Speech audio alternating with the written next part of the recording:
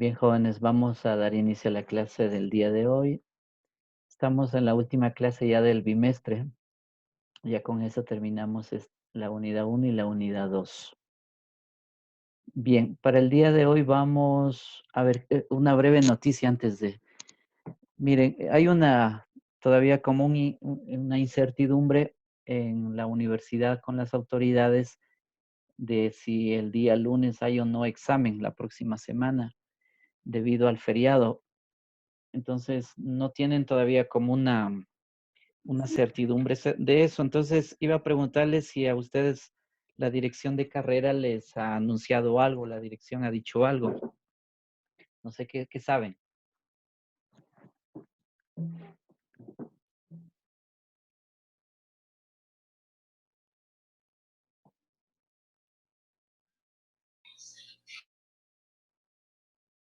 Nada, chicos.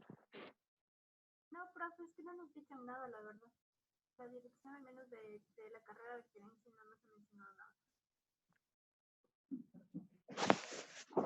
nada. Y el presidente tampoco de la asociación o de la carrera no ha dicho nada.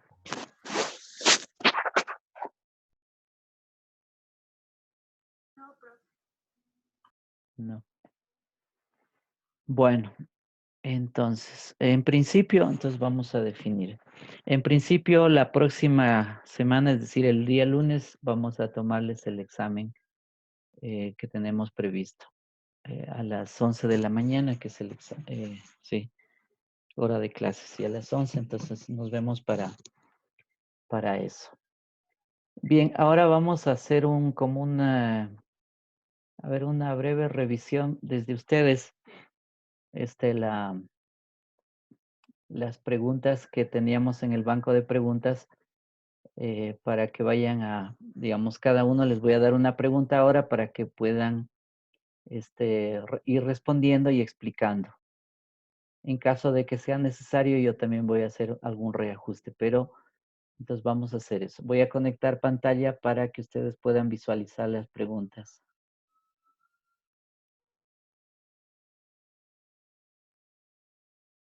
¿Dónde está? Aquí está. Recién voy haciendo. Listo. A ver, entonces vamos a...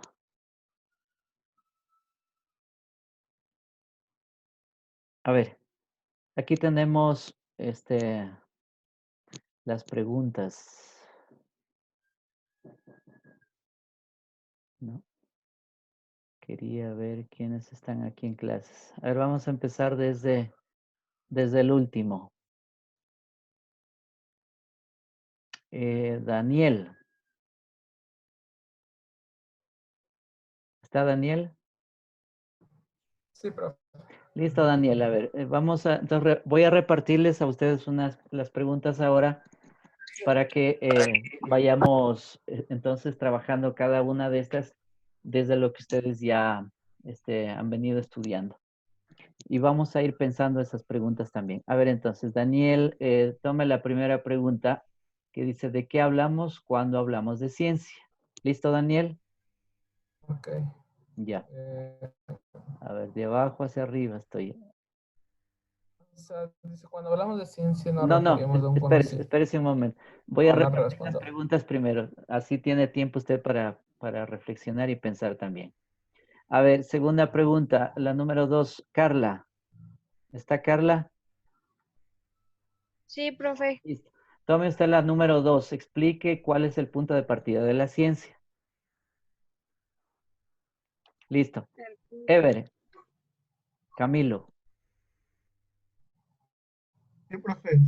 A ver, usted tome la pregunta número 3. Defina qué es la epistemología. A ver, aquí se trastocó esto. Algo pasó. Ya, profe. A ver, Daniel. Sí, profe. Daniel, usted trabaja en la número 4. Diferencia entre epistemología, nociología y ontología. No, la 1 entonces. ¿Usted tomó la 1? Usted me dijo la 1. Entonces, es que aquí me está pasando algo porque estoy siguiendo lo que está en pantalla. Es que están entrando cada vez más personas, profe, por eso se están Se está Ah, mezclando las puta madre, sí, porque está... personas ahí.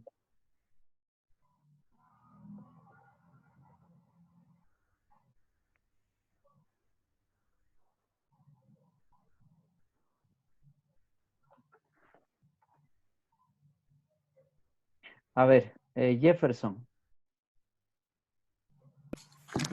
Sí, profe. usted tome la número 5, la pregunta número 5.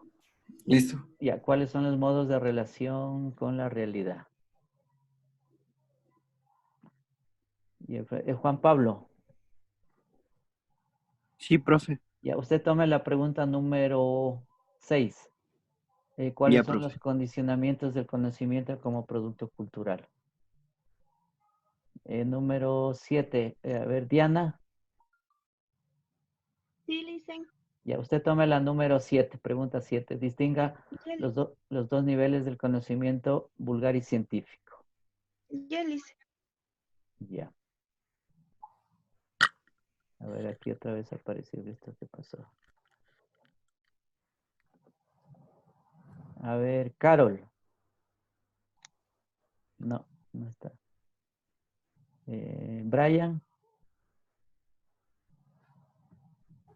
Manzanilla, soy yo. Brian Alfredo.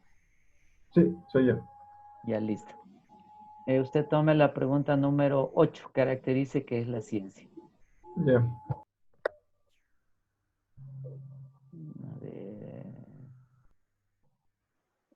Kenny. Sí, profe. A ver, usted tome la pregunta número 9. Caracterice la ciencia moderna. Ya. Número 10. A ver, esto es Sandy. Sí, profe. Tome usted la pregunta número 10. Explique qué Ya. es la investigación científica.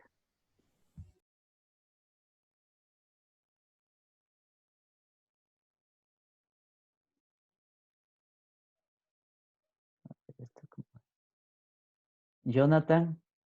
A ver, espere, espere. Ya se cambió otra vez ahí esto.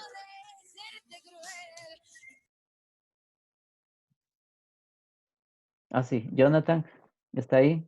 Sí, profe. Ya, usted toma la pregunta 11. ¿Qué características de la investigación? Ya. Camila, Sí, profe. usted toma la pregunta número 12. ¿Qué es la investigación? Ya. Ya. A ver, se cambió otra vez esto. Brian, Jonathan, Erika. No está la Erika. Sí, sí, sí, sí, presente. A ver, Erika. La número 12. ¿Qué es la investigación social? Ya. Sí. Erika. Allison, no está. Profe, sí. ¿Sí está Allison? Sí, sí. Ya. A ver, usted tome la número 13. Describa los criterios fundamentales para el abordaje científico de la realidad social. Ya, Buenos días. A mí no me servía el internet. A ver, Estaba un poco lento. ¿Me puede, por Washington. favor, explicar qué está ¿Está haciendo? Washington? Profe, Sí, profe. A ver, Washington. Es la número 14. Usted tome la número 14 sobre el materialismo histórico. Ya. Sí.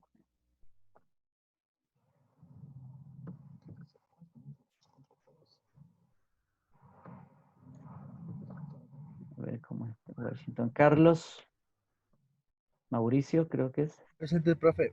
Usted tome la pregunta número 15. Explique los tipos de conocimiento. Ya, profe. Ya. Juan Sebastián, Sí. usted tome la pregunta número 16.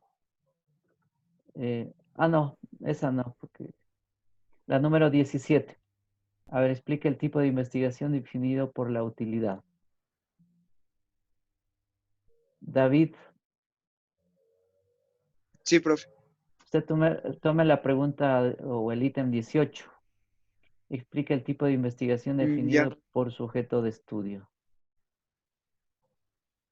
Samantha. ya, profe. A ver, Samantha creo que... No. Samantha, Sí, Lisa. ¿Qué pasa? a ver, usted tome la número 19.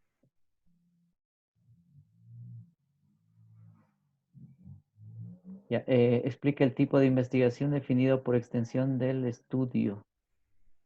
Bueno, experimental, semi-experimental, descriptiva y correlacional. Valeria, Sí, Lisen. usted tome la número 20. Explica el tipo de Ya. investigación definido por el nivel de medición. 20, vamos a ver qué más hay aquí. Ya.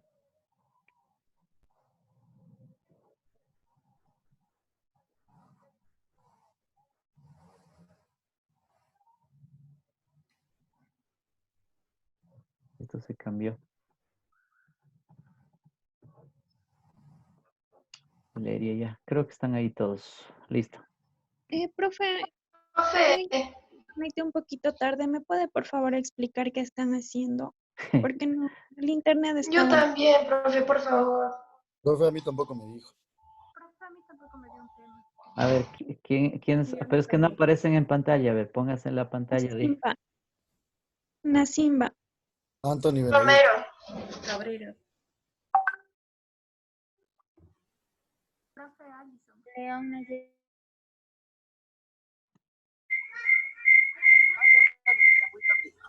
Profe, buenos días.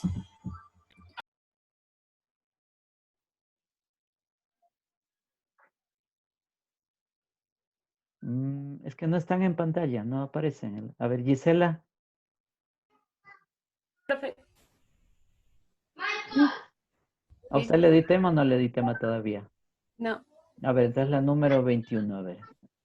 Ok. Explica el tema de investigación definido según las técnicas de observación de obtención de Profe, datos. Nicole Nasimba. Yo tampoco tengo. ¿A Estefanía le di tema o no? Eliana, Estefanía. No, profe. A ver, la número 22. Gracias. Explica el tipo Dicen, de Benavides. Profe Romero, a mí tampoco me dio el Tampoco tema. me ha dado Espéreme un tema. ratito Ahí para no acá. tengo. Espérese un momento. Explica el tipo de investigación definido según su ubicación temporal. Esto es para Eliana. A ver, ¿quién falta? Benavides, dicen. Nasimba. Nayeli Nicole León. Nasimba. Es que no aparecen en pantalla ustedes, o sea, no los León, veo. Nayeli. Pero Anthony Quiero. Benavides. Dicen. va. Abran las cámaras. Es que ya les dije la otra vez que la universidad decidió que todos tienen que tener cámaras abiertas y los teléfonos, perdón, los micrófonos también, pero no se asoman, solo me ponen fotos y no se los ve. Nicole Nasimba, profe. Dicen es que yo en la laptop que estoy no tiene cámara.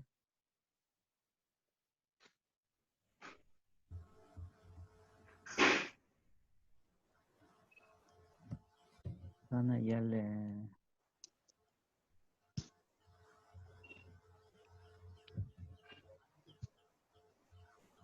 Pues no aparecen aquí, entonces no sé cómo darles. Diana y Macaña, profe. Profe Romero. Va. Pero aparezca, pues, a ver, Romero, es que no se les ve. Estoy aquí. Tengo la pantalla. Tengo la cámara prendida. ¿Y dónde está? No está. Profe, sí estoy. Tengo la cámara prendida. Yo también. Yo también. Solo creo que 3 estamos con la cámara prendida. Y los demás ajá no tienen. Sí, profe. A ver, Emilia se le ve ahí. ¿Usted tiene tema? No, yo no tengo tema. A ver, entonces. El tema suyo es la número 22. Otra chica también tenía la 22, ¿no importa? Ah, ya le di. Sí. Bueno, lo de las normas APA, no sé si sea. No, pongámosle nomás, a ver. Ya, número 23. A ver, número 23. María Profe. Emilia. Ya. Dicen Explique Benavides qué son también. las normas APA, listo. Nicole Tengo Nasimba. que... Dayana también. profe, ¿qué hay que hacer específicamente? Explicar cada una de las preguntas que se les va dando. Y tenemos que explicar en una... Sí, presentación de PowerPoint o no, algo. no. Solamente estamos revisando las preguntas en este momento. Estamos haciendo revisión de preguntas, entonces le estoy dando a cada uno para que vaya explicando cada una de las preguntas y nada más. No necesitamos PowerPoint. Dayana y Macaña, profe. A ver, Dayana.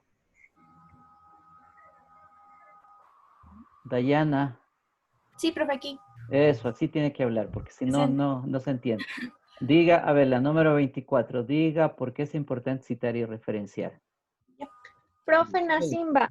A ver, Nicole. Nasimba. Sí, Nico, y sí, a ustedes.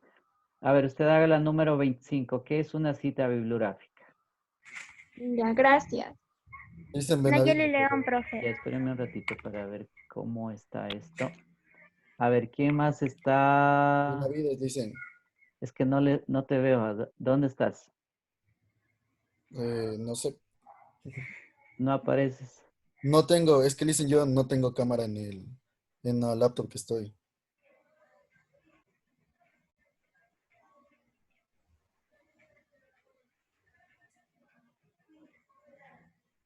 ¿Y cuál es tu nombre?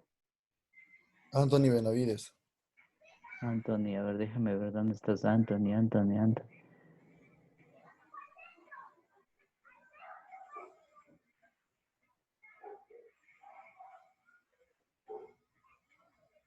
Ah, ya, aquí estás.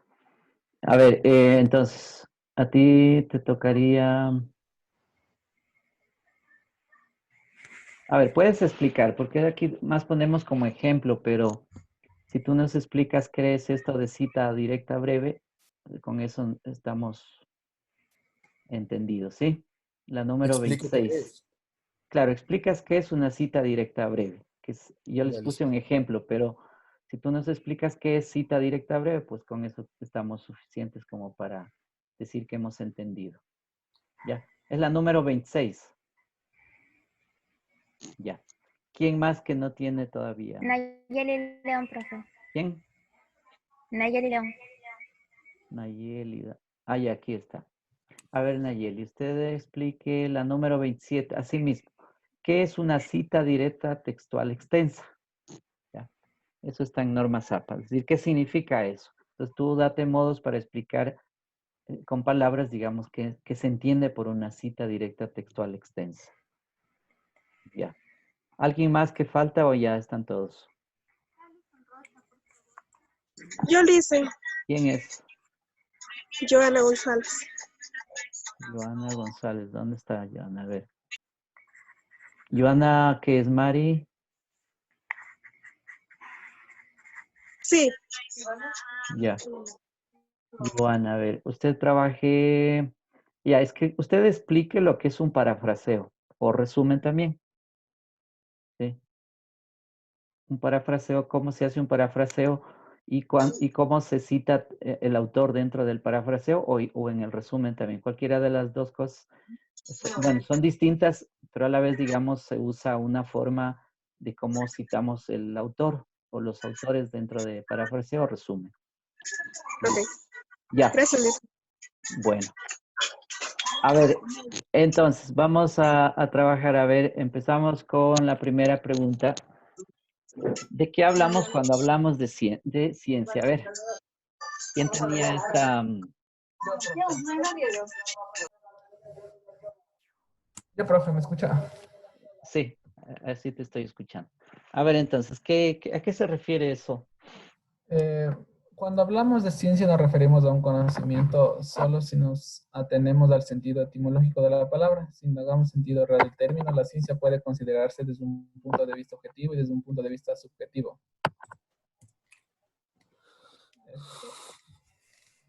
A ver, ahí pones tú, desde un punto de vista objetivo, sí. ¿Y el subjetivo cómo sería para que sea conocimiento? O sea, es decir, el saber del hombre que abarca todas las proporciones de la ciencia objetivamente considerada. Ya, a ver, la objetividad tiene que ver con lo real, es decir, con lo que hay, con lo sensible, con lo que experimentamos y con lo que es palpable, verificable, comprobable, tocable, cuantificable. Todo eso tiene que ver con la objetividad. Pero y lo subjetivo que decías, porque la ciencia es conocimiento y el conocimiento es real, existente. Lo subjetivo, ¿cómo le metes ahí para poder entender que también sería parte del conocimiento o no? Eh, o sea, subjetivamente se considera la ciencia como, o sea, el conocimiento mismo, es decir, el saber del hombre, o sea, el saber del hombre que abarca todas las proporciones de la ciencia. Ya, pero no me estás contestando la pregunta. Yo estoy haciendo ahí una pregunta de que, a ver, la subjetividad es lo que cada persona dentro de sí, por ejemplo, la conciencia, por decirte. La conciencia está y le pertenece a cada ser humano. Es decir, todos tenemos niveles de conciencia. Pero ¿cómo saber que la conciencia es real o existente? O lo que existe en la conciencia es real. Por ejemplo, si yo digo, a ver, yo creo en Dios, mira, eso está a nivel de una conciencia personal, pero en la realidad, pues, eso no es demostrable, o sea, no es posible realmente como conocimiento decir que eso es así. ¿Por qué? Porque no se puede, o sea, no es, y entonces estamos en el nivel de la creencia. La religión, por ejemplo, está en ese nivel. Incluso la religión es parte de lo cultural, ¿sí? Es decir, es una creación. Decir cultural significa que es creación. Si los seres humanos creamos también la realidad de algún modo por nuestra capacidad imaginativa, por qué sé yo, por la capacidad de, de producir mismo. Entonces, por ejemplo, producimos ideas. Pero la pregunta es, eso, digamos, todo eso es parte de lo subjetivo de alguien, de cada quien, de la conciencia. Pero la pregunta es, ¿cómo saber que eso es real o es conocimiento eso? Por ejemplo, lo que te decía, si uno puede decir yo creo en Dios, sí, pero ¿y cómo muestras eso para que sea conocimiento? Porque si no, no sería posible. Es decir, solo como creencia, y ese es un lío. Por eso es que ahí, es decir, hay siempre reñimos entre la ciencia con la religión, o la ciencia con la teología, o la ciencia con la metafísica, que digamos que está más allá de la física, porque no hay datos para eso. Por ejemplo, incluso con el que dice que después de la muerte hay vida, es decir, eso no es posible científicamente demostrarlo, porque no hay cómo, ¿sí? Hay estudios de eso que incluso cuando tú mueres, eh, el cerebro queda todavía latente, es decir, está con vida porque lo primero que se paraliza es el corazón y queda latente el cerebro aún vivo, entonces ahí hay un desprendimiento de conciencia, es decir, el que ha muerto puede aún ver, por ejemplo, un callejón sin salida o un túnel, una luz, qué sé yo, hasta que se apague el cerebro. Pero eso no significa la existencia de un más allá, por decir.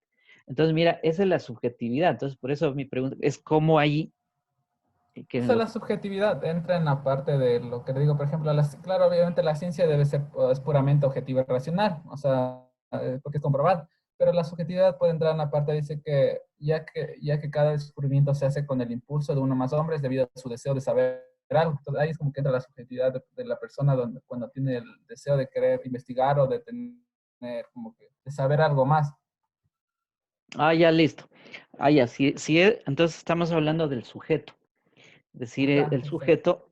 el sujeto es la persona que con cuerpo entero y un sujeto de relación que es el que hace investigación. Es decir, es el científico o es el profesor o es el que está dedicado a eso, a producir conocimiento. Entonces, claro, el sujeto, es decir, yo u otras personas, qué sé yo, tú mismo como investigador, en el plano de investigador, te pones ante la realidad a investigarla, sí, pues ahí sí, claro, esa persona es un sujeto con una subjetividad, de hecho, es decir, es porque no podemos eso quitarlo, es parte.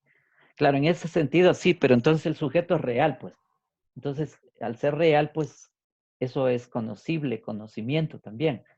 Sí, en ese sentido, sí, claro. Entonces, mira, te queda aclarada, yo creo que esta parte que no estaba claro cuando tú decías de la subjetividad.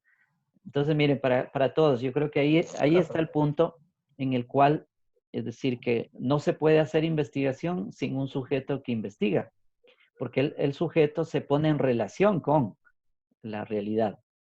Es decir, te pones ante la realidad, con la realidad, frente a la realidad. Entonces, en ese sentido, claro, ahí se hace investigación.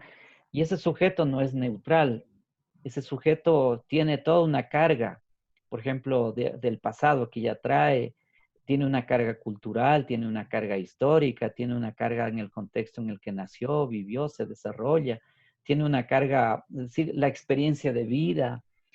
Todo eso trae uno cuando se enfrenta a la investigación. ¿Te das cuenta? Entonces, esa es la subjetividad, de hecho. Claro, corresponde a la subjetividad y la subjetividad es parte del sujeto. ¿Sí? En ese sentido, sí, claro. Y se establece una relación que se llama dialéctica. ¿Sí? La dialéctica es una relación de encuentro, de confrontación también, de antagonismo, pero también es una relación de ida y vuelta. Es decir, cuando nos enfrentamos con la realidad, pues se presentan una cantidad de elementos de relación y somos sujetos de relación. Entonces, mira, la ciencia tiene que ver también con eso, es decir, con esa relación que establecemos con la realidad, que en todo caso vendría a explicar la siguiente pregunta cuando estamos hablando del punto de partida de la ciencia. Bueno, entonces quedó claro, me parece, ya este primer punto. A ver, la número 2, ¿cuál es el punto de partida de la ciencia? Entonces, para ver si clarificamos ahí también, si es que aún queda alguna laguna ahí. ¿Quién tiene la número 2? Yo, profe. A ver.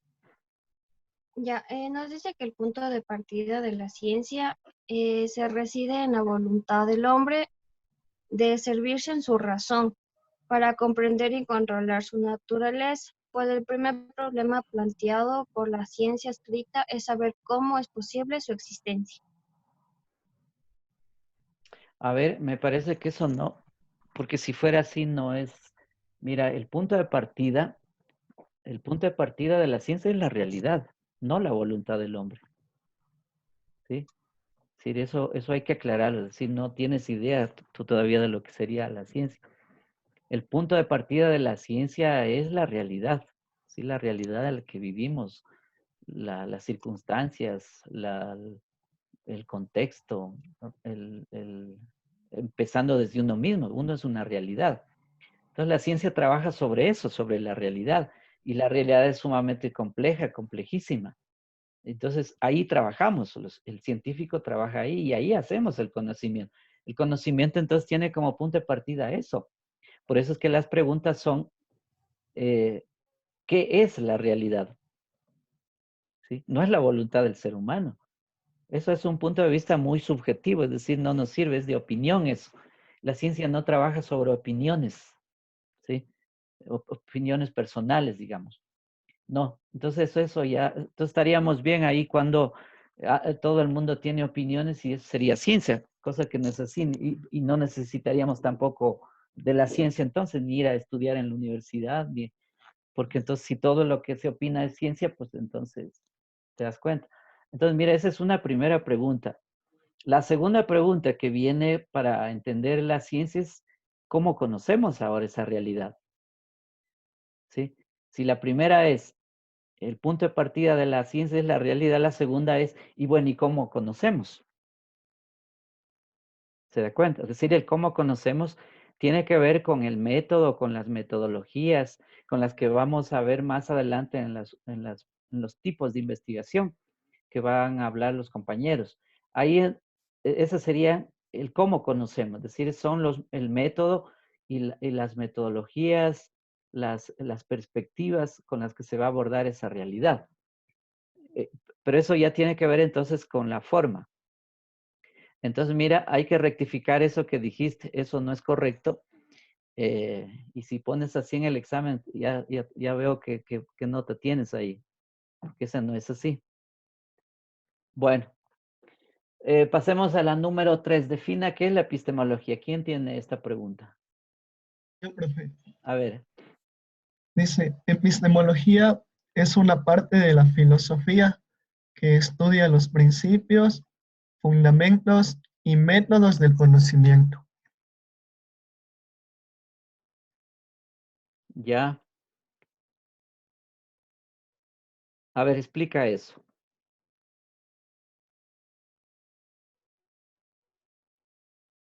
O sea, dice que la epistemología trata de dar una Bueno, no, validez al espérate. conocimiento.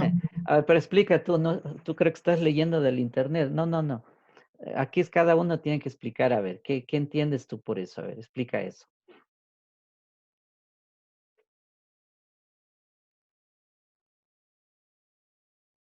O sea, yo entendería como epistemología al conocimiento en sí.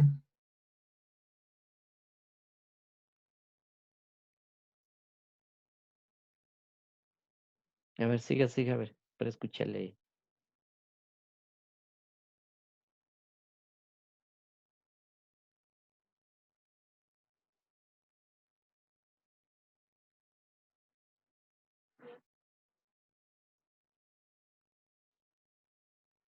¿Qué pasó? ¿Te trabaste?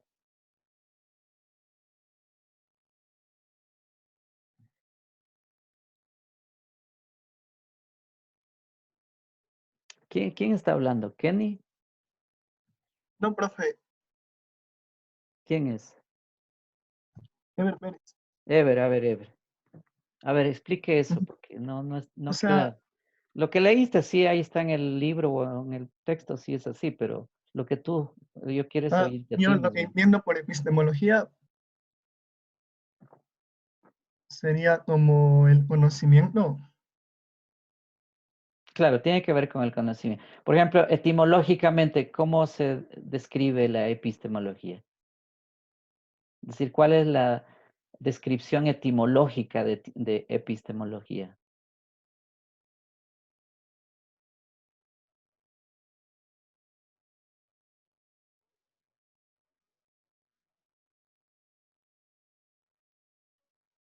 ¿No? No, profe. Uy, ay, ay, usted no está estudiando, creo. Eso es lo primerito, pues que uno empieza por ahí, por el origen de las palabras. A ver, ¿alguien de los compañeros que quiera explicar ahí qué es epistemología? Yo, profe, ¿Quién es? Jonathan. ¿Kenny? Jonathan. La epistemología dice que proviene de la rama de la filosofía que estudia la investigación.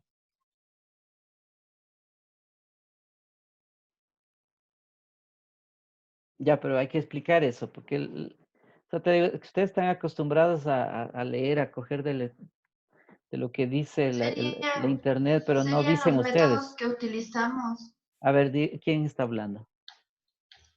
Serían los métodos que utilizamos para llegar al conocimiento. Eso sería el cómo, sí, el cómo de la epistemología.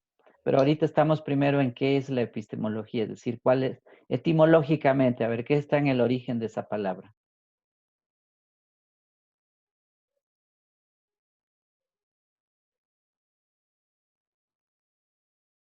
Listen sería episteme, conocimiento y logos, estudio. Ya. Ese sería el origen etimológico, ¿no es cierto? Ajá, lo etimológico. Episteme, conocimiento y logos, el tratado, el estudio. Si juntamos las dos palabras, ¿qué nos daría como resultado? El estudio del conocimiento. El estudio del conocimiento o también lo que se llama posteriormente, bueno, ahora le llaman teoría del conocimiento, sí. Ya, listo. Es decir, esa es básicamente la descripción etimológica de eso y qué es la epistemología. Es la teoría del conocimiento. Listo. ¿Quién tiene la número 4?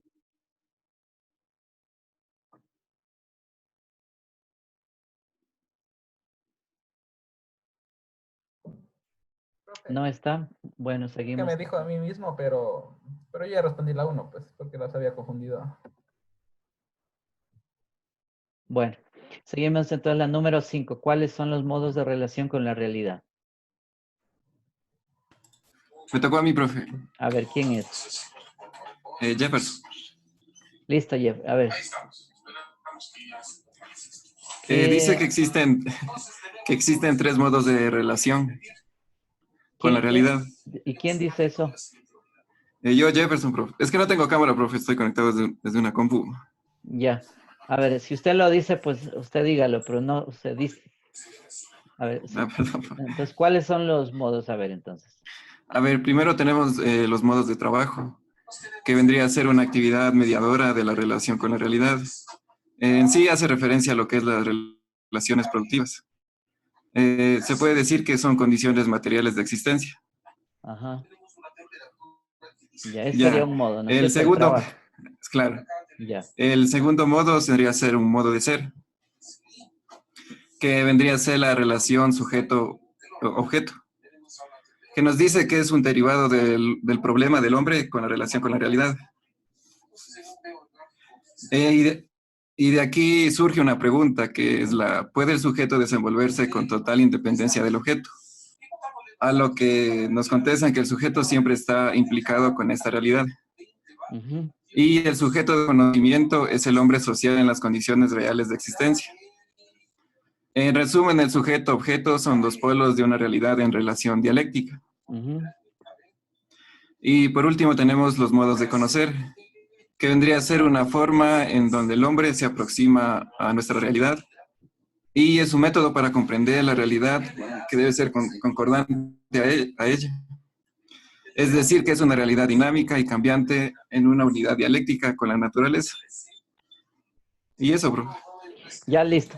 Miren, ahí tienes entonces una explicación, es fundamental esa explicación, porque si entendemos esa relación que se establece con la realidad, pues entonces significa que es hacer investigación en ese plano, en ese contexto. Entonces, la primera, a ver, es el tema del trabajo, pero aquí hay que entender bien el trabajo.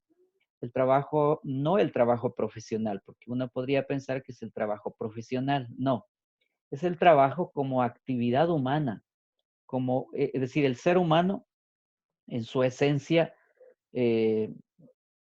tiene la capacidad de actuar, de producir, producimos, y ese es el trabajo. Es decir, venir al mundo significa trabajar. Trabajar significa transformar la realidad, transformar también la naturaleza. El trabajo implica que producimos,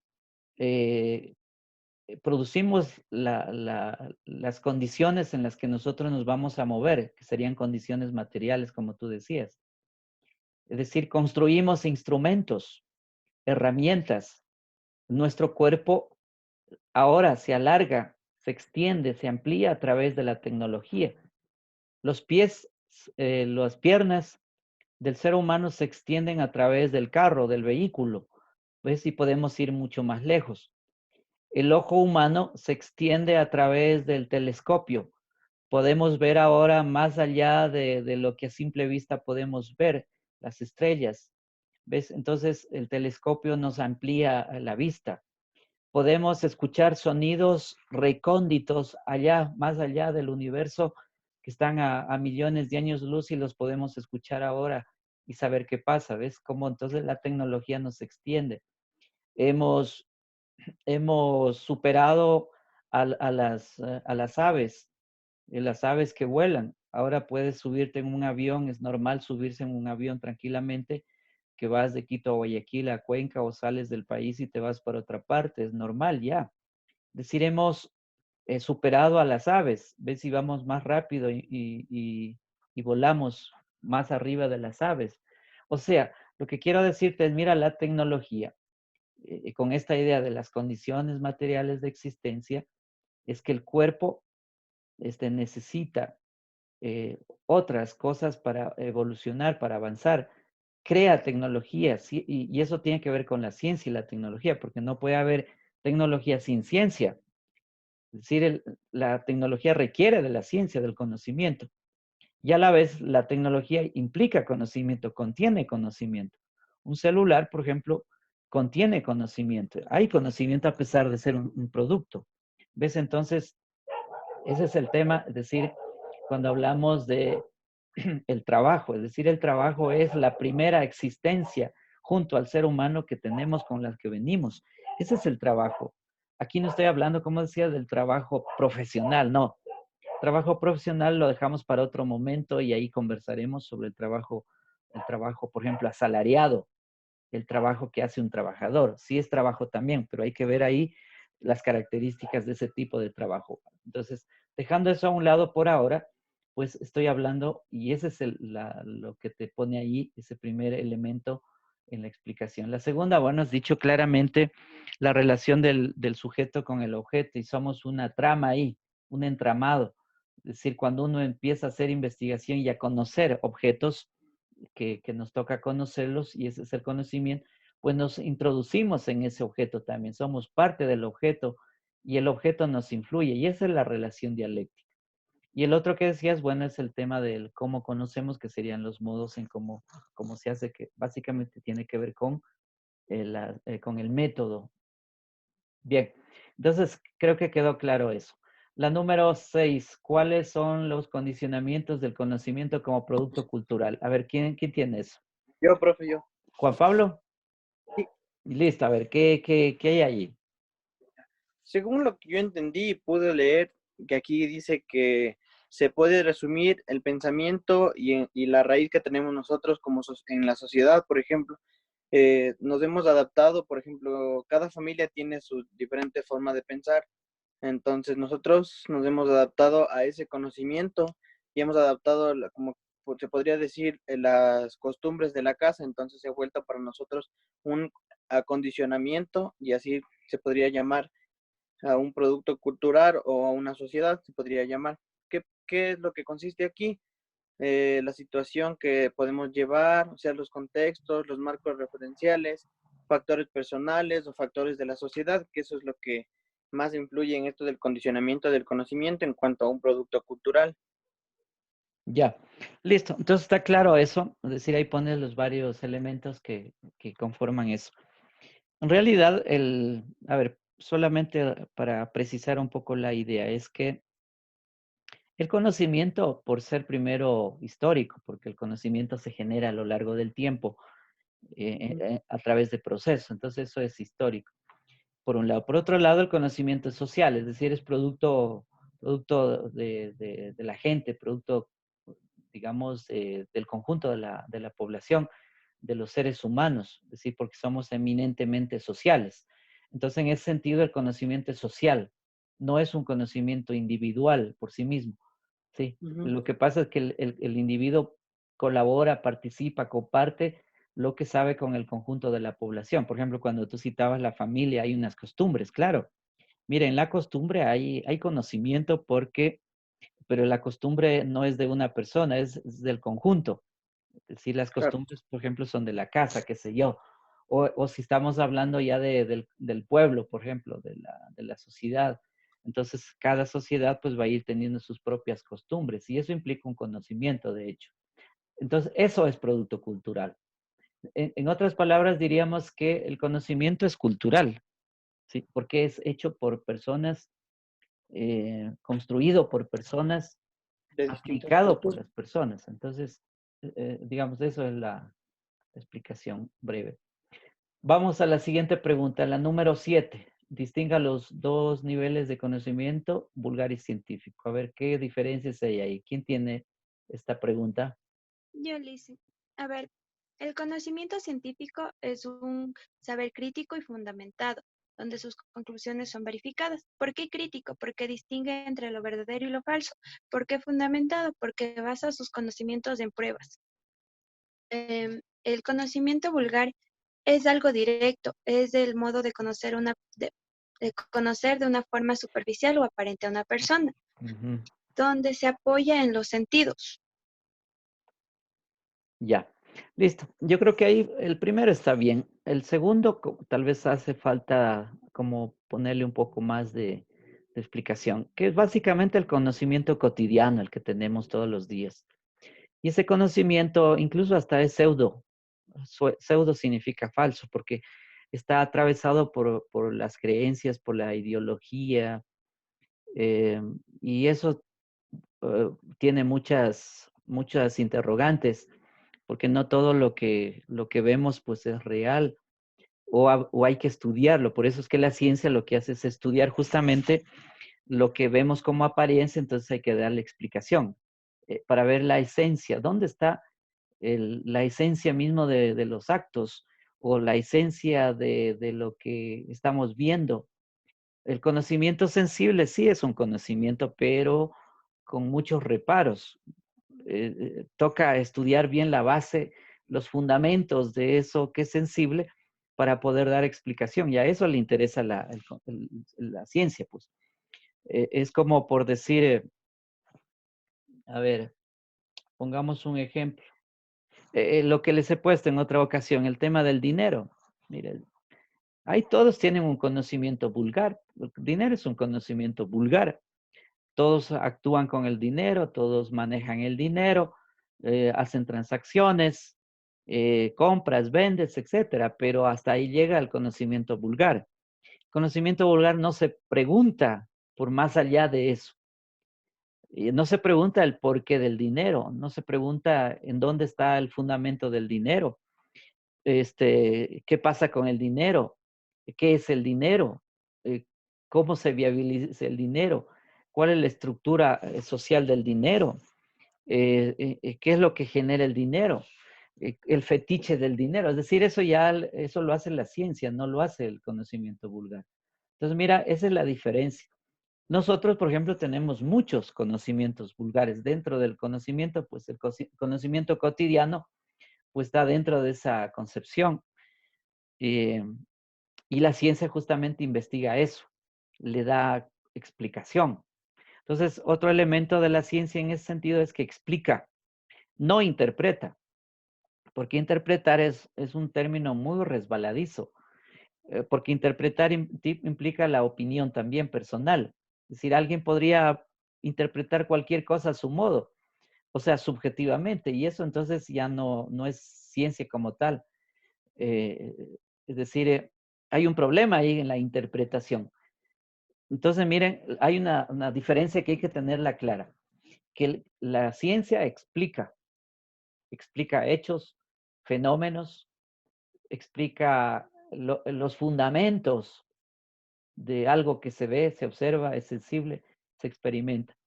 En cambio, la interpretación no, la interpretación es una opinión, raya, digamos, con la opinión. Uno puede interpretar algo a su manera, desde la perspectiva de uno, pero los objetos que son reales no son interpretativos por sí mismos, son explicativos. Entonces, esta diferencia es muy importante para la ciencia, que generalmente en el positivismo, es decir, en la ciencia positiva en Occidente, se usa mucho eso de la interpretación. Por ejemplo, seguramente ustedes en el futuro se van a encontrar cuando hagan investigación, interprete los datos. ¿Te das cuenta? Te van a decir, interprete la encuesta, los datos de la encuesta. Eso es interpretativo, eso casi científicamente diríamos que está dentro de la falsedad científica, ¿sí? Por eso es que hay que explicar. Entonces, de ahí yo siempre al estudiante le pido, explique, explique, explique, porque esa es la ciencia, ¿sí? No le digo interprete, interprete, interprete, porque entonces entramos a gusto de la persona que está interpretando, ¿no? Ya, entonces la palabra clave ahí, digamos, para científicamente hablando, es la explicación. Bien. Número 8. ¿Quién tiene esta pregunta? ¿Qué es la ciencia? Yo, Brian. Brian, a ver, Brian. Sí, a ver, ya partiendo de la definición que es el conjunto de conocimientos racionales ciertos o probables, podemos partir que esta nace de la necesidad del ser humano por responder a los problemas. Entonces, la causa principal que conduce a la ciencia, a más ciencia, está dada a los problemas que necesitan ser respondidos. Por eso es que se requiere verificarse con la realidad, porque, no sé, un ejemplo podría ser que si se dice que el hombre es sangre, el ser humano sangre, pues se requiere del uso de la razón, o sea, de que el ser humano use esa facultad de pensar. Eso, Inge. Ya, listo. Bueno, Entonces está claro qué es la ciencia. Entonces, mira, ahí hay otro elemento, tal vez, de darle fuerza a la razón. La razón es la que explica. Es decir, la razón es la capacidad humana del entendimiento, de la comprensión. Comprensión en términos, digamos, en términos de filosofía, comprensión tiene una H ahí, es decir, es la comprensión. No la comprensión, sino la comprensión, con H intermedia, que es la capacidad humana de meterse, de introducirse en la vida, en la realidad, en los objetos, para poderlos captar como son, no como yo quisiera, sino como ellos son, y al comprenderlos, es decir, al meterme allá, hago un proceso de abstracción. La abstracción en el sentido de que la mente captura ese objeto tal como es y lo volvemos parte de nuestro cerebro, es decir, de nuestra mente. El cerebro entonces capta esa realidad y nos formamos un objeto mental. Tenemos un objeto mental con las propiedades, con las características del objeto real. Entonces, mira, ese proceso de captación, ¿sí? de comprensión, llega al cerebro humano, el cerebro humano procesa, porque todo es información. Es decir, lo que existe en el universo, en el planeta, es decir, todo es información. Está hecho de información. Entonces, mira, captamos el objeto, que es una información, con las cualidades del objeto, y el cerebro procesa esa información, es decir, entiende la información, en palabras más complicadas, es decir, hay una inteligibilidad de la información del objeto.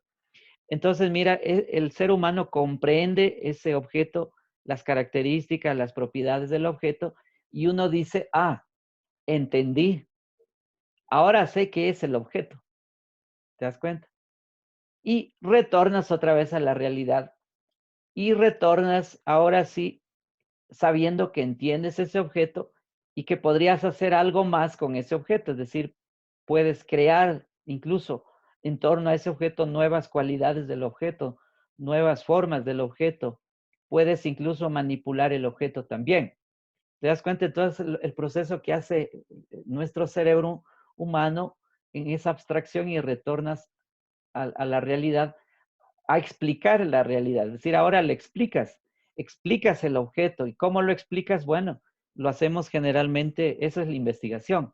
Lo hacemos escribiendo, porque ya ahora entendiste ese objeto, cómo está hecho. Entonces ahora sí escribes, comunicas eso que entiendes del objeto a través de un libro, a través de un artículo.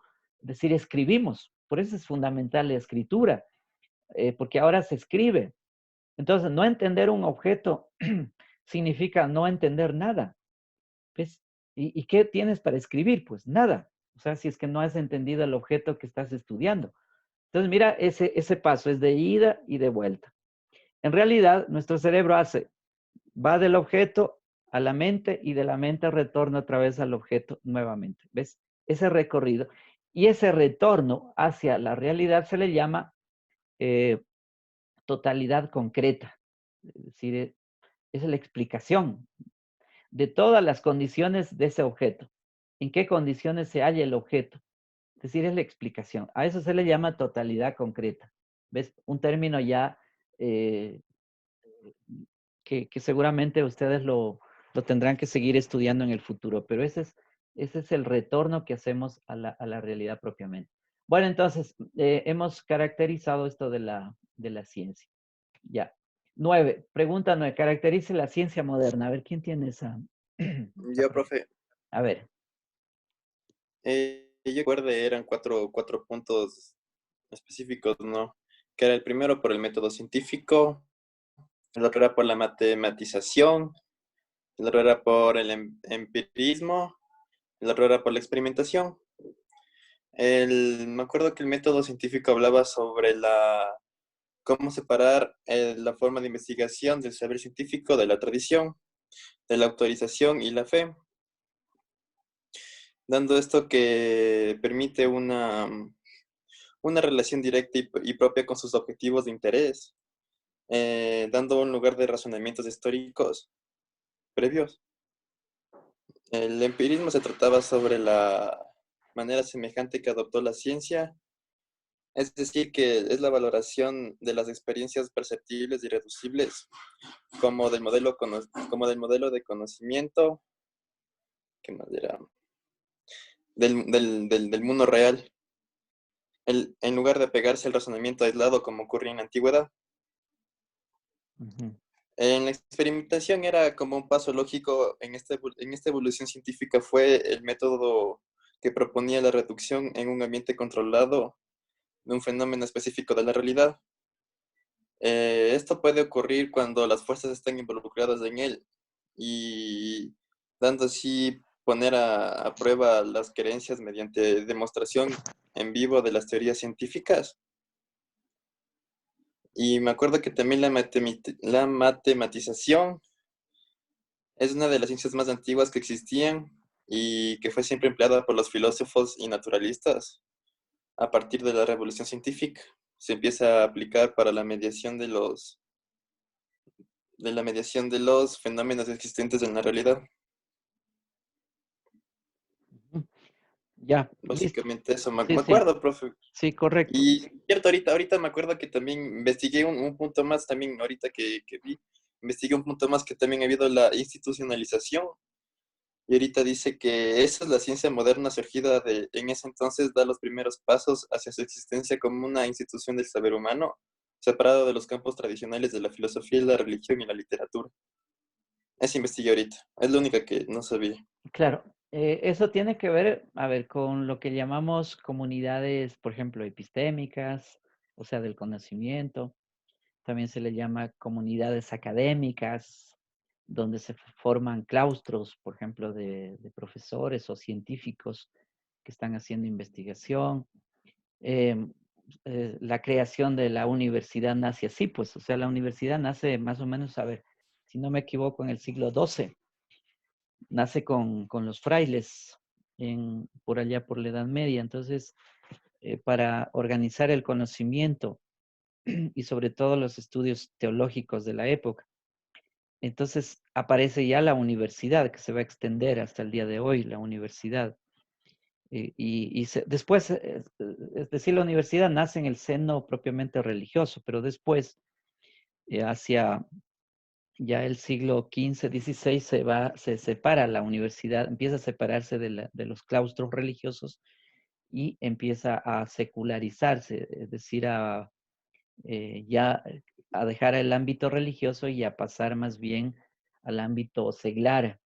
A eso se le llama secularización. Secularización viene del siglo, es decir, corresponden al siglo.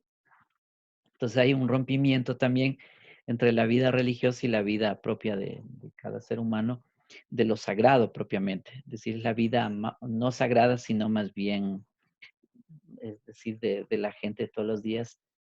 Entonces ahí nace, mira, ahí tienes la institución universidad. Ahora tenemos también otras instituciones, por ejemplo, los Estados Unidos, los think tank, que se llamarían pensamiento tanque, hablando en el español, pero que son instituciones donde están cuerpos de investigadores, de científicos trabajando para incorporar información de todas partes. Están estudiando todas las ciencias. Entonces ahí va a parar, qué sé yo, la información que está en cualquier parte del mundo, tanto de la naturaleza como de la sociedad, en cómo funciona. Entonces, mira, esa es la institución. Incluso en 1982 se creó una institución en Estados Unidos para estudiar lo que llaman ellos la ciencia de la complejidad. Es decir, los mejores científicos se juntan ahí para hacer investigación de todo el mundo y están haciendo investigación por problemas y ya no por objetos de estudio. ¿Ves? Es decir, problemas que tratan de resolver entre todos esos científicos para resolver un problema determinado. Bueno, y hay inversión para eso. ¿Ves? Los estados vienen haciendo inversión en investigación, porque la investigación entonces tiene que ver con la información. Lo que decía, todo es información al final. Es decir, el universo es un cúmulo de información. El planeta Tierra es un cúmulo de información. Nuestro cuerpo humano es un cúmulo de información. las relaciones sociales son un cúmulo de información, es decir, es información. El genoma humano es información.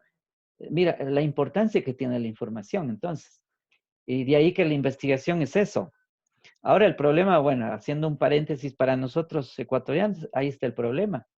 Cuando el Estado, los gobiernos no destinan dinero, presupuestos para inversión en investigación.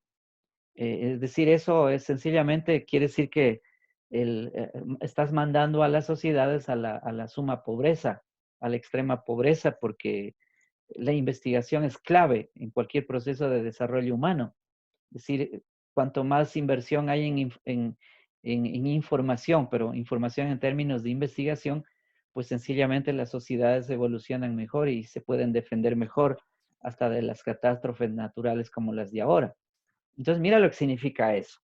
Bueno, yo me detengo un poco en eso porque también es importante pensarnos y repensarnos nosotros. Por ejemplo, ahora, hoy mismo, hay marchas en Quito en contra de las decisiones del gobierno del Ecuador, porque, es decir, en lugar de apoyar todo lo que es educación a los trabajadores, las políticas sociales, es decir, lo que está haciendo todo lo contrario, es decir, un presidente así nos está mandando y un gobierno así nos está mandando a la suma pobreza, o sea, está, digamos, orientándonos, lanzándonos a la extrema pobreza, porque no vamos a tener chance de levantarnos así. Entonces imagina lo que significa eso. Es gravísimo eso y por eso que la gente que está ahorita, supongo que está ya en las calles, están protestando por eso, porque y hay que apoyarles además, ¿sí? Entonces aprovecha también para decir que hay que apoyar a la gente, porque mira lo que estoy diciendo, lo que estamos pensando nosotros ahorita en clase. Bueno, no me detengo más. A ver, seguimos. Entonces, explique qué es la investigación científica. ¿Quién tiene este número? Yo, profe. A ver. Bueno, la investigación científica proviene del latín in, que significa en, investigare, que significa inquirir o indagar, lo que vendría a ser descubrir algo. La investigación científica es un procedimiento reflexivo sistemático, controlado y crítico que tiene por finalidad descubrir e interpretar los hechos de un determinado ámbito de la realidad. O sea, quiere decir que mientras yo investigo, tengo que los resultados que he obtenido poder comprobar mediante algún método que esté que esté aprobado científicamente. Ya, listo. Bueno, creo que está claro el tema ahí de la etimología como también del proceso mismo de investigación científica. Listo. Características de la investigación. Número 11. Características de la investigación es la investigación es original, es objetiva, también es verificable, acumulativa, es predictiva, también utiliza un método sistemático y la investigación debe ser controlada. Listo. A ver, ¿puedes explicar ahí, por ejemplo, cuando decimos es sistemático?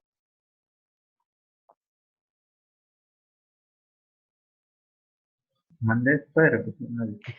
Tú decías varias características de la investigación, pero había una que me llamó la atención que decías que la investigación es sistemática. ¿Qué es eso?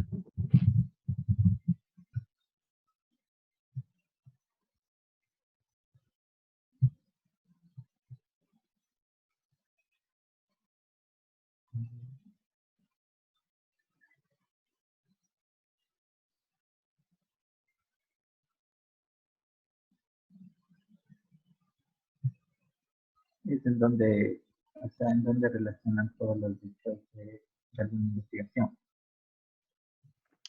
No se te está entendiendo, está muy opaca tu sonido, creo que estás muy lejos del micrófono. No, es que no, mi compu no funciona bien. Sí, no se te escucha, no entendí yo lo que dijiste.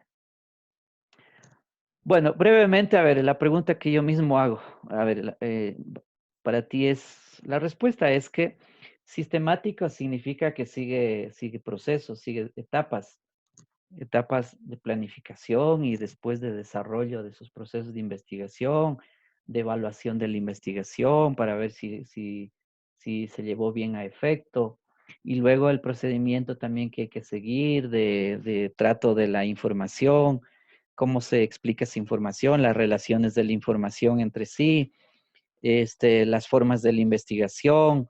Luego tiene que ver también con la escritura, es decir, una vez que ya se ha relacionado la información entre sí, pues hay que pasar a la etapa de redactar esa información, de procesarla, escribirla en un texto de lectura, por ejemplo, que puede ser un libro o puede ser un artículo. Generalmente, la información científica ahora se lo hace a través de artículos. Es decir, hay artículos científicos que los investigadores, producto de todos los procesos que han hecho, entonces dicen, vamos a publicar este artículo científico en una revista indexada de orden público o a veces también de orden privado, porque hay revistas también privadas donde compran la información y la venden después también a los países. De hecho, los países compran información en millones de dólares. La misma Universidad Salesiana, por poner un ejemplo ahí en casa, compra información para bases de datos o descansan en bases de datos. Con el dinero que el estudiante paga su matrícula, pues con esa misma plata se compra información para que sea utilizada por el estudiante y los profesores también. ¿Te das cuenta? Y por eso es que es deber también de un estudiante, pues, utilizar esa información porque está pagando para estudiar. ¿Ves? Entonces, ahí es donde se publica la información, en esos artículos. Bueno, y uno tiene que acudir a las bases de datos de los bancos de datos que hay por ahí, pues, para poder obtener esa información y estudiar esa información. Por eso es que coger información de la web, de lo que a primero aparece ahí, pues, mira, eso es una falsedad, porque esa no es información comprobada ni contrastada y puede ser cualquier tipo de opinión. De ahí que hay que tener este criterio para seleccionar también la información, porque no todo lo que se publica en el Internet pues es real, ¿sí? O es objetiva, ni es valorada, porque toda información o la buena información que les estoy contando, que descansa en bancos de datos o bases de datos, pues mira, esa es sumamente filtrada, es una y otra vez controlada para que pueda ser útil para quien está queriendo aprovechar esa información. ¿Sí? Entonces, así es como se hace. Por eso es importante que nosotros también nos acostumbremos a filtrar la información, a usar correctamente los métodos que tenemos para poder tener una excelente información, porque no todo es información, sino puede ser opiniones y ya, y con la opinión pues ya estamos dentro del pensamiento vulgar, que era lo que exponían antes. Y con pensamiento vulgar pues no nos ayuda a nada. Es decir, eso es pura opinión, pues es la doxa que se llama. Bien, de todas maneras, entonces repito, la información pues se convierte en clave. Todo es información. Seguimos, a ver, características de la investigación. Ya dijo, ¿qué es la investigación social? ¿Quién tiene esta pregunta? Yo, profe. A ver. La investigación social es un método utilizado por los científicos sociales y es utilizado para aprender sobre las personas y la sociedad que la integra, ya que debido al grupo socioeconómico o lugar en el que se establece una sociedad, va a pensar de manera diferente. Entonces, esta investigación es muy útil para diseñar productos o servicios que se adapten a las necesidades de las personas que viven en ciertos lugares. Ya. ¿Habría alguna diferencia entre la investigación que se hace, por ejemplo, en la física, en la biología, con la investigación social? ¿Qué dices tú? Yo digo que sí, porque las personas no se rigen por leyes. O sea, por ejemplo, la ciencia, la biología son ciencias que se rigen por leyes. O sea, son cosas que se pueden estudiar mediante leyes. En cambio, las personas no tienen un comportamiento habitual. O sea, pueden ser diferentes. Ya, sí, digamos, hay unas leyes como naturales o físicas ahí, pero también en las ciencias sociales hay ciertas leyes que se llaman tendenciales. Es decir, cuando un comportamiento se orienta social hacia un mismo rumbo, entonces estamos hablando ya de una ley tendencial. A ver, por ejemplo, mira, hoy vivimos en un sistema que es el capitalismo y estamos regidos por el capital como forma, como forma de estructura social. Y ahí tenemos, mira, hay una ley tendencial, que es la ley que se llama de la acumulación y de la concentración de riqueza. Es decir, en la ley de la acumulación o de la concentración de riqueza, pues la ley significa que el sistema, tal como está hecho, pues tiene que continuar ampliándose, expandiéndose, porque si para, pues, es decir, entra en crisis. Entonces, mira, ahí hay una ley tendencial del sistema y es el sistema social. Por ejemplo, o para ponerte otro ejemplo, ley tendencial socialmente hablando de la sociedad, es la ley tendencial es la ley que estamos ahora orientándonos hacia la entropía, que se llama, la entropía humana. La entropía humana se entiende como un proceso que el ser humano empezó hace siglos atrás eh, para ir con unas fuerzas negativas de destrucción propiamente de la naturaleza, como también del mismo planeta y por lo tanto destrucción del mismo ser humano. Por decirte, mira, solo el plástico. El plástico que se bota a la basura o botan a otros al mar porque va a llegar al mar, mira, resulta que ese plástico, dicen algunos que dura hasta 500 años en descomponerse, el plástico. ¿Te das cuenta? Y nosotros producimos mucho plástico. Otro plástico generalmente van a parar en los mares. Y en el mar están usando, digamos, están los animales comiéndose también el plástico o enredándose en el plástico, incluso a 4.000 kilómetros abajo, resulta que llega el plástico también. Entonces, está pasando una situación de contaminación de los mares solo con el plástico, por decirte. Entonces, mira, ahí tenemos una ley de la entropía que se llama de la humanidad, es decir, estamos en un proceso de autodestrucción. O sea, el ser humano está yendo hacia allá, es decir, autodestruyéndose a sí mismo por lo que nosotros mismos producimos y dentro del sistema, que te decía, el sistema del capital o del capitalismo también. Entonces, mira, ahí hay una ley tendencial, es decir, te he puesto dos leyes tendenciales para entender que no es solamente a nivel de la naturaleza, sino también a nivel de sociedad tenemos algunas leyes tendenciales. ¿Ves? No son como las de la física. Por ejemplo, la gravedad. La gravedad es una ley física de atracción de la Tierra hacia el centro de la Tierra. Y eso lo tienen todos los planetas, incluyendo el Sol también. Es decir, la gravedad es una ley universal. ¿Ves? Otra ley, asimismo física, y no solo física, sino también social, es la ley del movimiento. El movimiento es universal de los planetas, de las galaxias, etcétera, pero también es una ley de los seres humanos, de la sociedad humana. Es decir, la sociedad humana está en una ley del movimiento, es decir, cambiando constantemente, evolucionando en el espacio y en el tiempo. Esa ley del movimiento se expresa de muchas formas, en el dinamismo, en el cambio de la sociedad. ¿Te das cuenta? Entonces, ahí también tienes otra ley tendencial. Bueno, en todo caso, era solo para hacer como esta breve apreciación también de que en la investigación social es cierto lo que tú dices, pero también hay que considerar las leyes tendenciales que existen. Y por eso es muy importante siempre mirar la tendencia.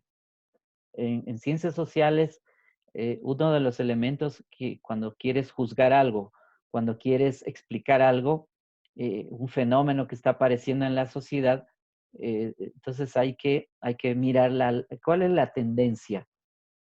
Por ejemplo, ahora mismo te voy a dar elementos de tendencia social.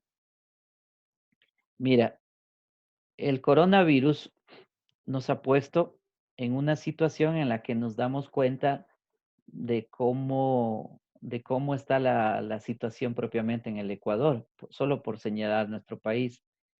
Es decir, cuáles son nuestras condiciones en las que nos hemos movido hasta ahora. Es decir, no se veía a simple vista porque estaba oculto, tapado, pero nos ha puesto en una situación de vernos cómo estamos. Estamos bastante mal por las políticas sociales, las políticas del gobierno y la gente también, porque la gente está también en esas circunstancias. Es decir, no somos fuera del problema, sino parte del problema.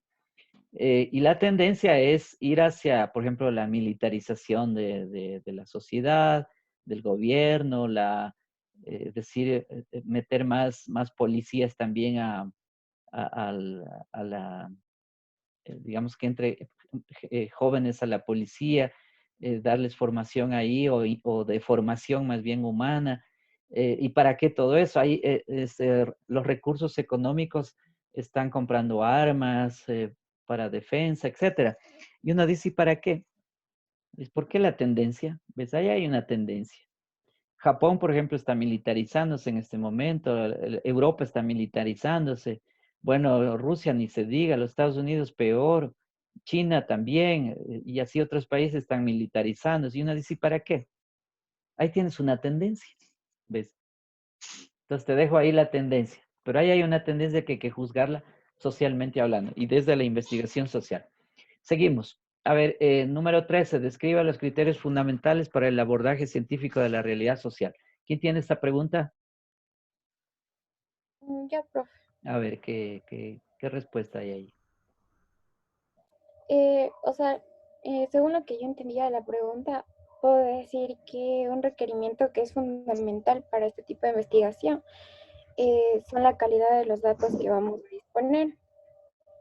O sea, que sean de una evidencia científica, de los cuales nosotros podamos generar resultados para la investigación. Obviamente deben ser de relevancia y así poder construir nuestro marco analítico dentro de esta investigación. Deben ser fiables y así igualmente con estos datos obtenidos podemos formar lo que son los datos, basándonos en las problemáticas sociales, en donde entran la economía, los problemas que hay y todo ese tipo de cosas. Uh-huh. Como este trabajo también se centra en lo que es la producción de datos estadísticos, en lo que es el ámbito social, se necesita principalmente de lo que procede a los empleos y cosas habituales dentro de la sociología. Y por eso entran de formas técnicas y se nombran solo como complemento a la producción de datos cuantitativos. Uh-huh. No sé si esté bien, pero es más o menos lo que sí, yo entendí. Ya, está bien. A ver, solamente tal vez complementar dos criterios ahí. Uno es el criterio de validez. Es decir, con lo que tú decías, la calidad o el criterio de calidad que decías al inicio, tiene que ver con, para que un dato sea real y efectivo, pues tiene que tener validez el dato. Y lo otro es la confiabilidad también del dato, de la información. Si un dato tiene validez y es confiable, pues entonces estamos hablando de que digamos, tiene validez científica. Y, por supuesto, entra dentro de lo que se llama la rigurosidad científica. Por eso yo creo que aquí, a ver, cuña como cuña comercial. Es importante, por ejemplo, ahora que usamos las redes sociales, mira, ahí hay que tener mucho ojo con eso, que no todo lo que te dice la red social, pues es válido para la ciencia. Entonces, ¿cuál sería el criterio ahí que podríamos usar para poder calificar de un YouTube o un mensaje de Twitter o qué sé yo, cualquier otra información que nos transmiten a través de las redes sociales, hacerlo válido científicamente? ¿Qué piensas tú? A ver, ¿qué se le podría ahí otorgar a ese dato para poderlo recoger y decir que es válido desde el punto de vista que decíamos validez y confiabilidad? O sea, para que sea confiable. Esto lo pregunto es porque nosotros tenemos que tener un juicio sobre eso. Cada vez que ustedes reciben mucha información, entre comillas, digamos, de una red social, bueno, hasta qué punto es real eso, ese dato, y uno lo puede usar o no. Entonces, mi pregunta va en ese sentido también, a ver cómo juzgamos esa información de las redes sociales desde la perspectiva que tú has señalado. Eh, o sea, según lo que yo estaba viendo, se supone que cuando son de maneras técnicas y por redes así, normalmente no tiende a ser muy fiable, o sea, no tiene mucha validez, pero, pero aún así se lo puede como que tomar en cuenta, ya que es necesario realizar una investigación. Mientras más datos es como que mejor. Y yo creo que, no sé, basarnos tal vez en lo que estamos viendo en redes sociales, pero tomando en cuenta también nuestra realidad social, o sea, la perspectiva de cómo estamos nosotros viviendo y la gente que nos rodea. Ya, pero si hay, ¿cómo le valoramos a esa información para decir que es real y es conocimiento? Porque ahí se podría decir muchas cosas en una red social, pero ¿cómo sabemos cuál sería el criterio para seleccionar, escoger correctamente esa información y usarla para nosotros? Por ejemplo, cuando a ti te mandan un video, es decir, ¿cómo valorar eso? Para decir, ah, ya, este video o qué sé yo, este mensaje que me mandan está pegado a la ciencia y es conocimiento, y por lo tanto es válido. Y si no, pues entonces lo otro sería chisme, qué sé yo, ya. Entonces, y si es chisme, pues no le paro bola, porque al final no me va a servir, o también hay manipulación, porque puede haber manipulación de la gente, porque a través de ese tipo de mensajes puede haber también, o hay, mejor dicho, manipulación de la gente. Se quiere lograr un determinado comportamiento en la gente, hacer que obedezca, qué sé yo, a quien le está emitiendo esa información. Por este pregunto, ¿cuál sería el criterio para poder elegir correctamente? Verificar las fuentes de dónde proviene esa Ya, información. correcto, ese es un criterio, ¿sí? ¿Qué más se podría hacer? Analizar la validez del contexto en sí. Analizar la validez, claro, es que toca analizar eso para saber si es válido o no. Por ejemplo, quién lo manda? ¿A quién representa esa persona que está enviando esa información? ¿Quién es esa persona o esa institución? ¿De dónde está viniendo? Porque cada institución o cada persona tiene intencionalidades. Por ejemplo, una institución militar, por decir. Pues la institución militar tiene intencionalidades. Quiere cumplir propósitos de convencimiento o de disuasión, por decirte.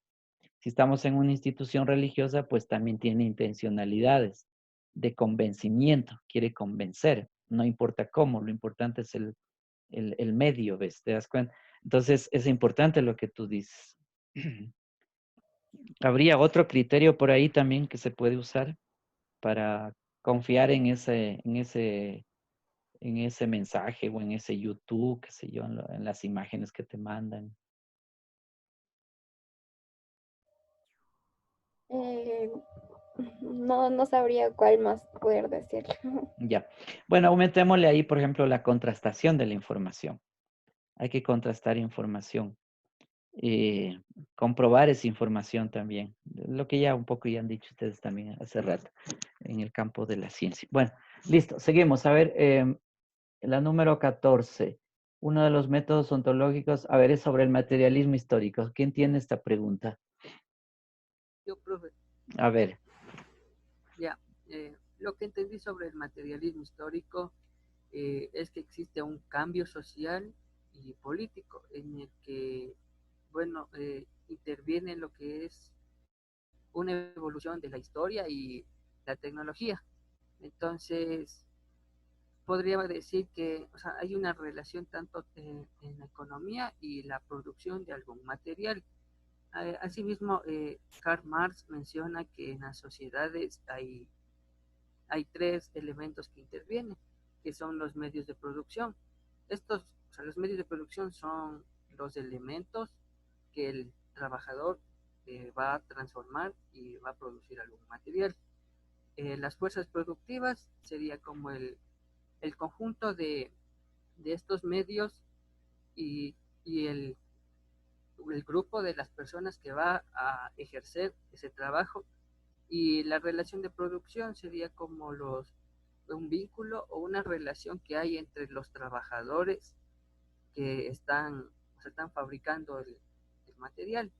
Entonces, propone que, o sea, el hombre sea capaz de entender estos conflictos sociales y que no está ligado a una voluntad, o sea, que no, para que cambie la sociedad no se basa en las ideas de cada uno, sino que en en producir, ¿cómo se diría? No se basa en las ideas, sino en los modos de producción y la diferencia de las clases. Y también por así decirlo, en general, debe utilizar estos medios de producción, estos tres elementos, para así satisfacer nuestras necesidades. Tanto, por ejemplo, si se necesita construir una silla que necesitemos,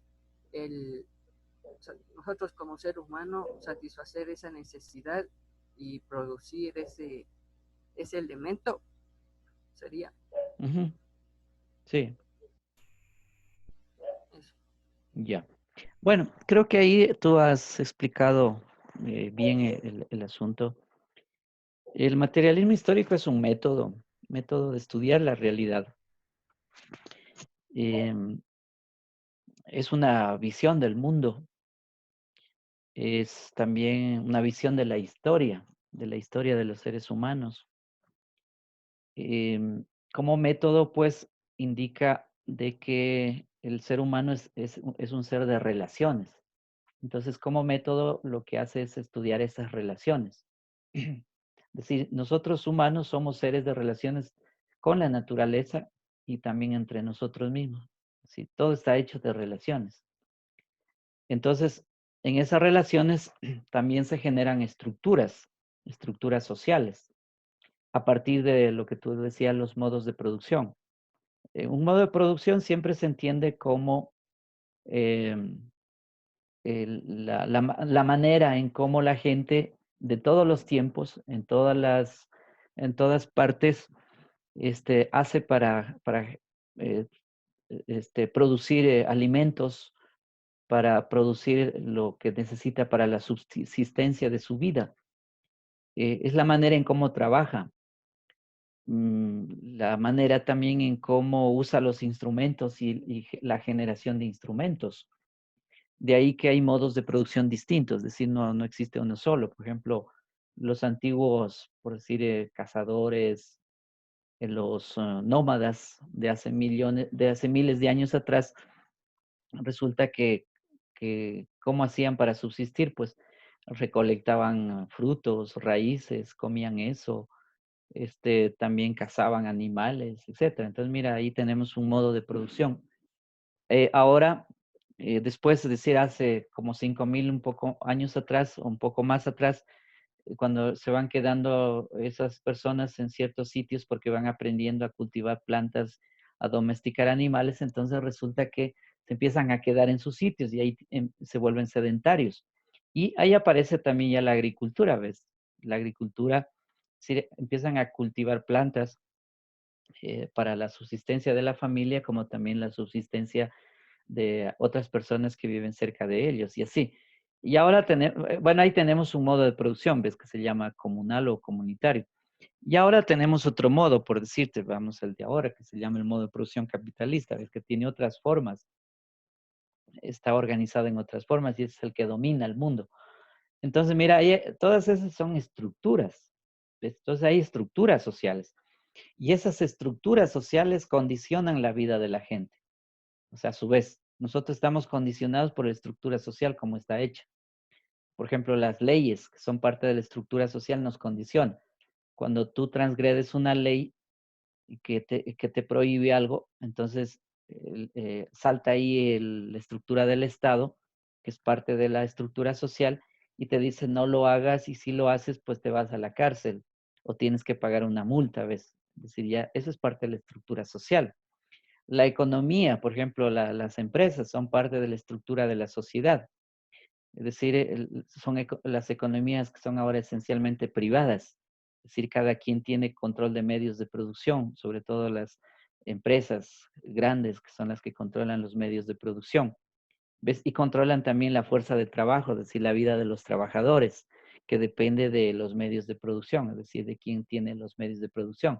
¿Ves? Estamos hablando entonces de otro modo de producción, que es el capitalista ahora, por decirte.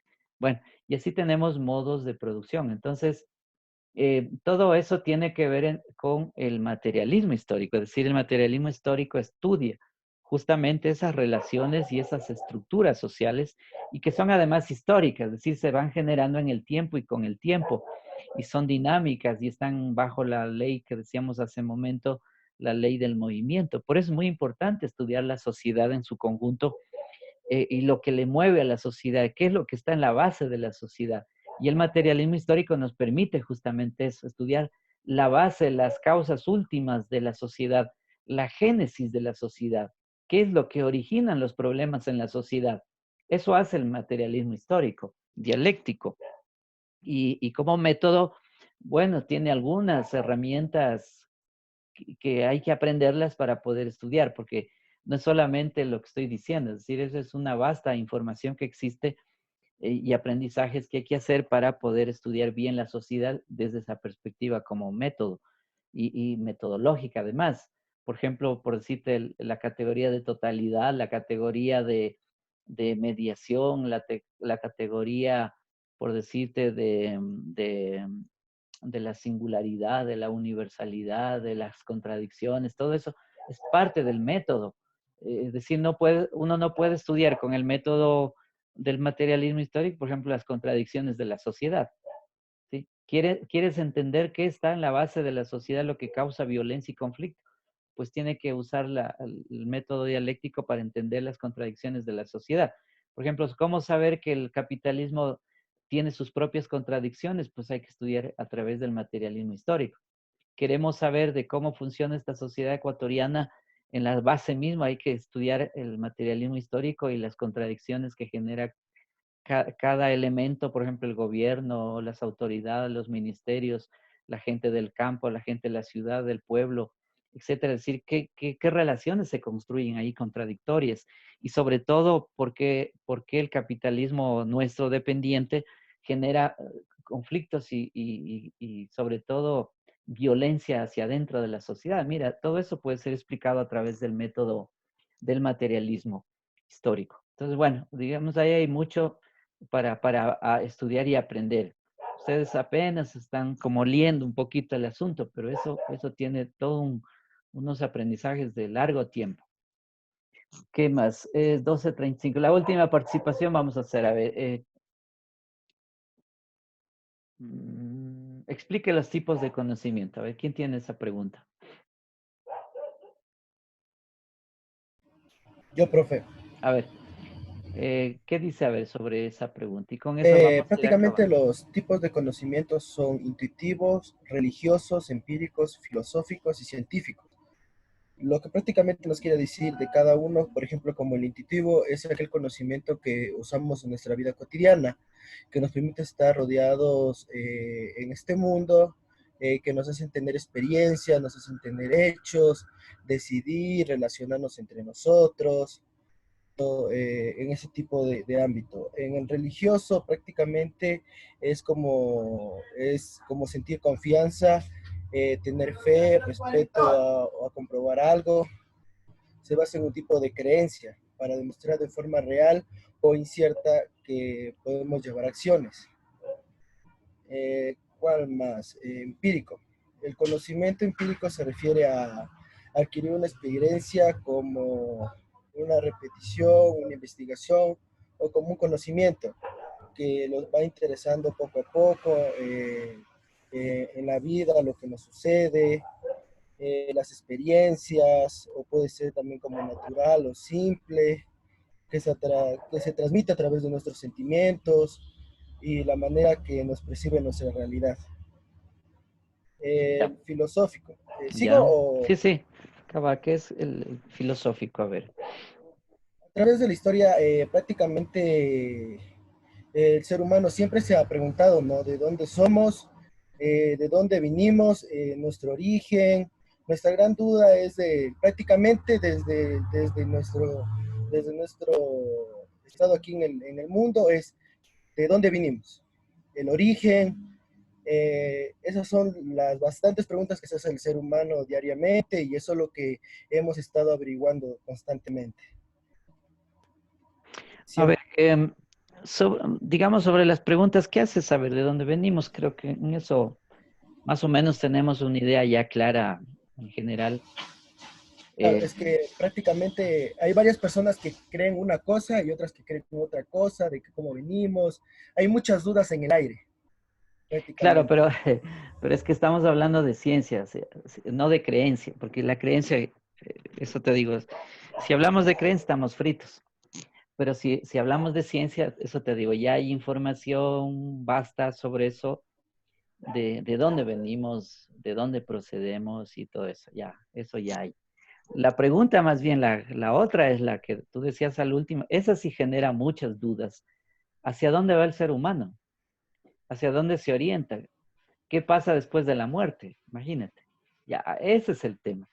Es decir, ¿cómo explicas, por ejemplo, una persona que estaba enferma, se murió y bueno, ¿y qué pasa? ¿Qué pasa con esa persona? ¿Te das cuenta? Esa es la pregunta. O sea, ¿hacia dónde va el ser humano? Porque la otra, como te digo, hay ciencia, hay mucha ciencia, se sabe de dónde venimos, es decir, cuáles son nuestros orígenes ya universales, es decir, dentro del universo, eso está ya claro.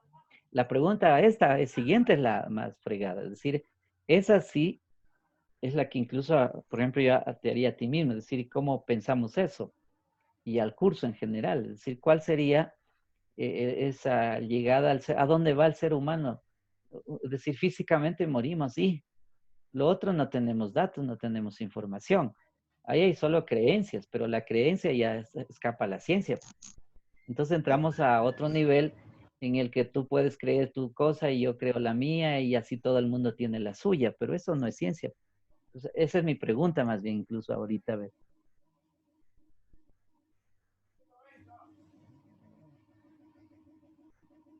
A ver, ¿qué dice el curso? A ver, ahí hay una pregunta clave que has hecho, pero que esa es la que deja dudas.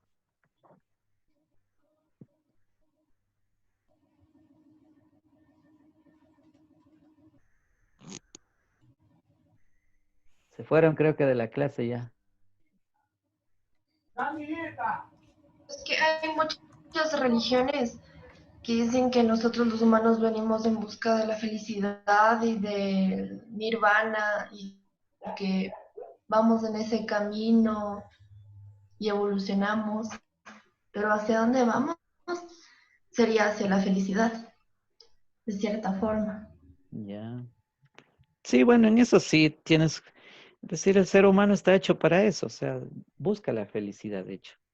Ya, sería una buena respuesta. Creo que sí. ¿Qué más? A ver.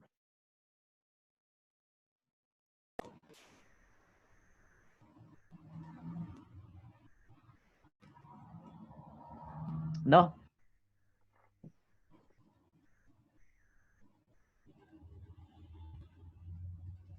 Bien, chicos, queda la pregunta pendiente. Esa es una muy buena pregunta que hay que hacerse y desde la perspectiva filosófica que decía ahí el compañero también. Vamos a ir terminando la clase y nos veremos entonces, si es que no hay noticias de parte de la dirección de carrera, el día lunes hacemos el examen a las 11 de la mañana. Entonces, estén puntuales. Profe, ¿y las demás preguntas que faltan? Dejemos ahí porque ya no nos alcanza el tiempo. Esta era más de repaso, es decir, estamos repasando la... Y algo de esto va a ir en la prueba, ¿no es cierto? Sí, de aquí mismo tomamos el examen. De estas mismas preguntas están hechas el examen.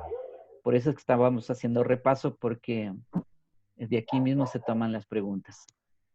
Ya, estaba diciendo que entonces el día lunes a las 11 de la mañana nos encontramos para el examen, pero a la vez yo pido a todos los estudiantes que se conecten a una computadora, no a un celular, porque el celular tiene problemas para poder hacer el examen, y que todos se presenten al examen en vista de que Si se queda alguien fuera, después habrá problemas y conflictos ahí también con eso. Y claro, seguramente el profesor es el culpable porque el estudiante le echa la culpa al profesor. Entonces recomiendo que estemos todos a las 11 para empezar el examen. Eso, básicamente quería darles esa información. Listo, jóvenes, entonces terminamos la clase y nos vemos pues el día lunes. Y que les vaya bien. Chao, Inge, gracias. Chao, que les vaya. Chao. Hasta pronto. Hasta luego. Hasta luego, Hasta luego, Inge. Hasta luego.